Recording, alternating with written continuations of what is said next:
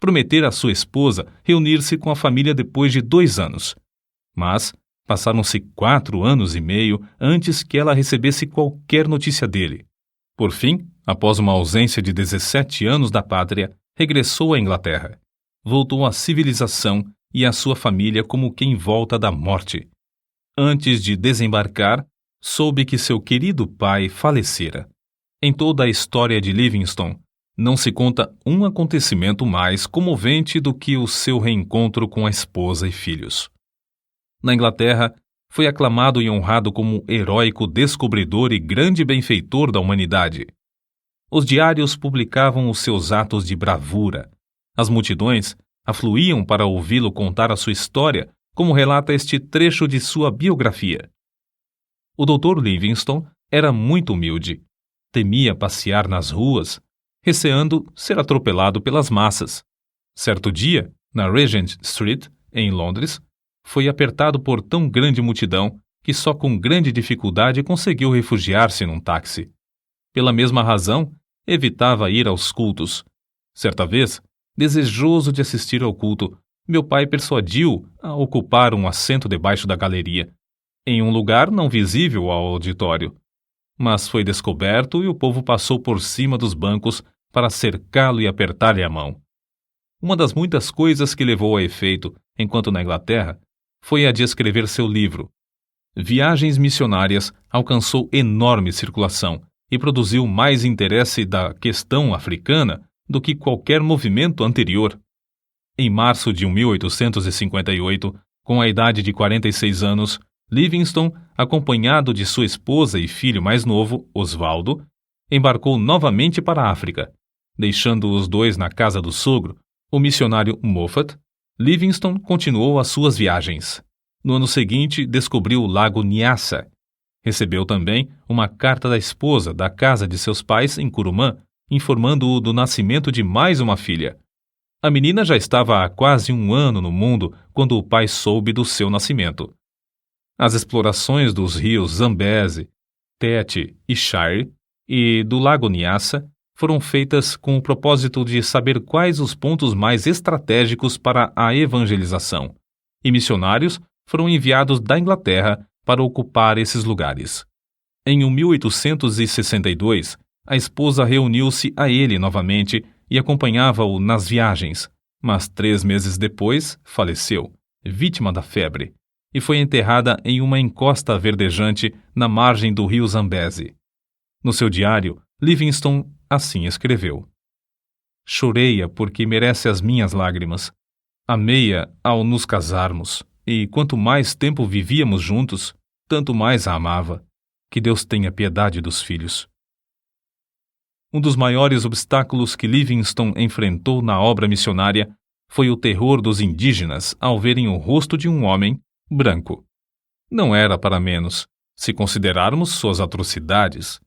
Aldeias inteiras em ruínas, fugitivos escondendo-se nos campos de alto capim, sem nada terem para comer, centenas de esqueletos e cadáveres insepultos, comboios de homens e mulheres algemados aos troncos, seguros pelo pescoço, conduzidos aos portos. É difícil concebermos a magnitude da desolação criada por homens cruéis que participavam do tráfico de escravos. Esses homens tentavam, também, com ódio cruel e arte diabólica, terminar com a obra de Livingstone. Finalmente conseguiram, por meio da política do seu país, induzir a Inglaterra a chamá-lo de volta à sua terra. Foi assim que Livingstone chegou de novo à sua pátria depois de uma ausência de cerca de 8 anos. Os crentes e amigos na Inglaterra, animados pela visão de Livingstone, começaram a orar e enviar-lhe dinheiro para continuar sua obra no continente negro. O nosso herói desembarcou pela 3ª e última vez na África, em Zanzibar. Na expedição que iniciou em Zanzibar, descobriu os lagos Tanganyika, 1867, Moero, 1867, e Bangueolo, 1868. Passou 5 longos anos explorando as bacias desses lagos. A oração e a palavra de Deus foram o seu sustento espiritual durante esses anos de provações, que sofria por parte dos negociantes de escravos. Resolveu, então, fazer o possível para descobrir as nascentes do rio Nilo e solver um problema que durante milhares de anos havia zombado dos geógrafos. Sabia que se descobrisse as nascentes do famoso Nilo, o mundo todo lhe daria ouvidos acerca da chaga aberta na África, o comércio de escravos. É interessante conhecer o que ele escreveu. O mundo acha que busco fama, porém, eu tenho uma regra, isto é, não leio coisa alguma sobre os elogios que me fazem. Ele sabia que, ao findar a escravatura, o continente se abriria para deixar entrar o Evangelho. Durante os longos intervalos de tempo em que uma carta e outra era recebida na Inglaterra, vindas do coração da África, circularam boatos de que Livingstone morrera. Não só os homens que traficavam escravos queriam matá-lo, mas também muitos dos próprios indígenas, por não acreditarem existir um homem branco que fosse amigo de coração. Ele mesmo contou muitos fatos relacionados às ciladas na terra do Maniuema para o matarem.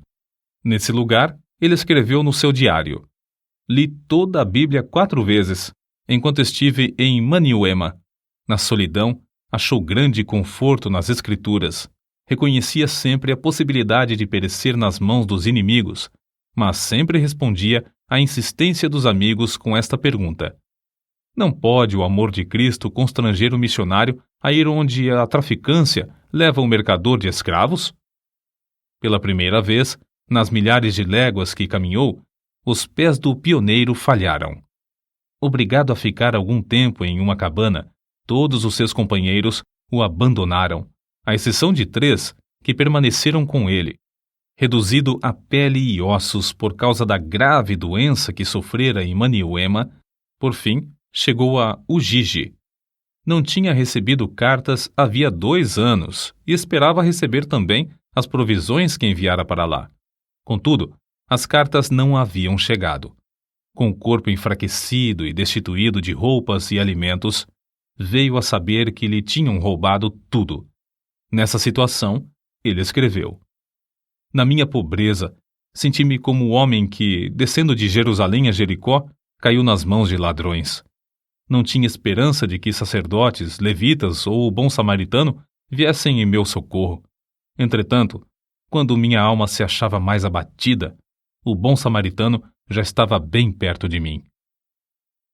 O bom samaritano era Henrique Stanley, enviado pelo New York Herald devido à insistência de muitos milhares de leitores desse jornal, pois queriam saber ao certo se Livingstone ainda vivia, ou, no caso de ter morrido, para trazer seu corpo. Stanley passou o inverno com Livingstone, mas este recusou-se a ceder aos apelos do jornalista para que voltasse à Inglaterra. Livingstone podia voltar e descansar entre amigos, com todo conforto, mas preferiu ficar e realizar seu anelo de abrir o continente africano ao Evangelho.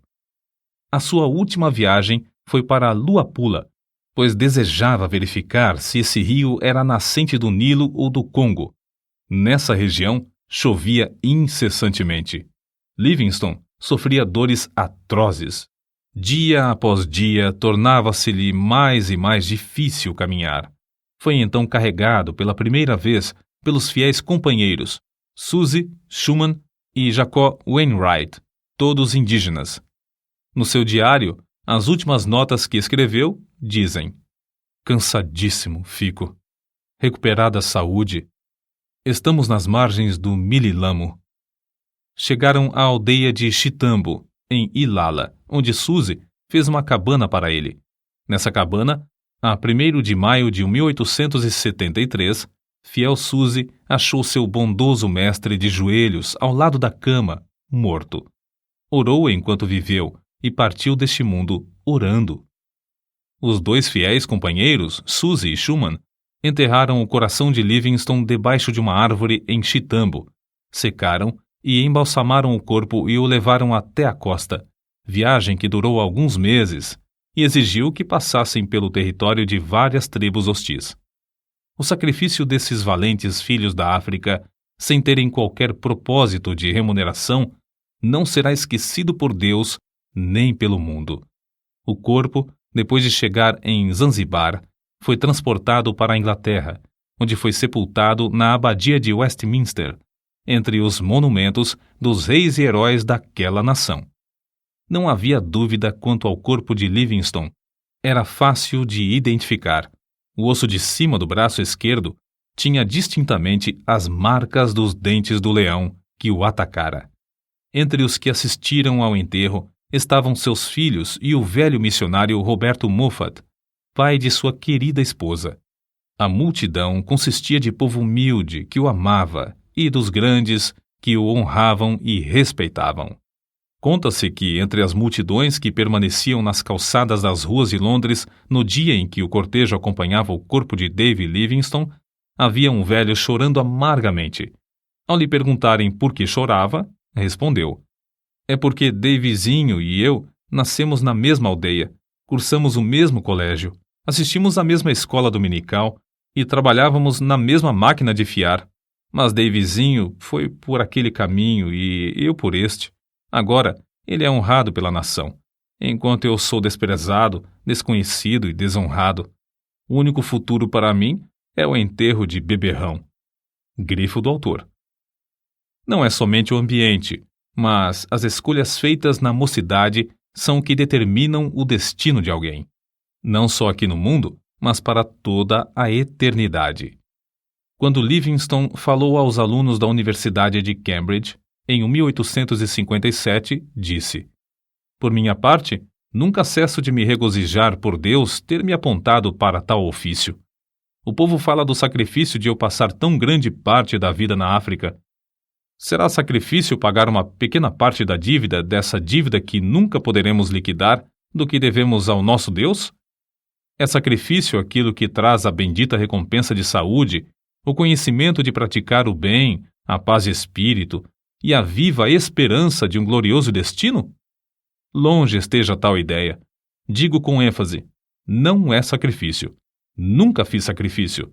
Não devemos falar dos nossos sacrifícios ao nos lembrarmos do grande sacrifício que fez aquele que desceu do trono de seu Pai, nas alturas, para se entregar por nós. Se Livingstone não tivesse adoecido, teria descoberto as nascentes do Nilo.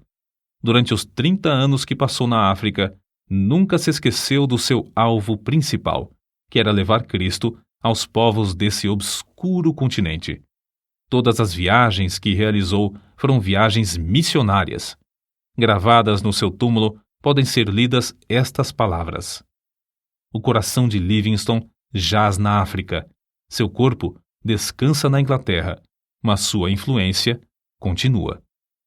Gravados para sempre na história da Igreja de Cristo estão os grandes êxitos obtidos na África por Livingstone durante um período de mais de 75 anos depois de sua morte. Êxitos inspirados, em grande parte, pelas orações e persistência desse eminente servo de Deus, que foi fiel até a morte.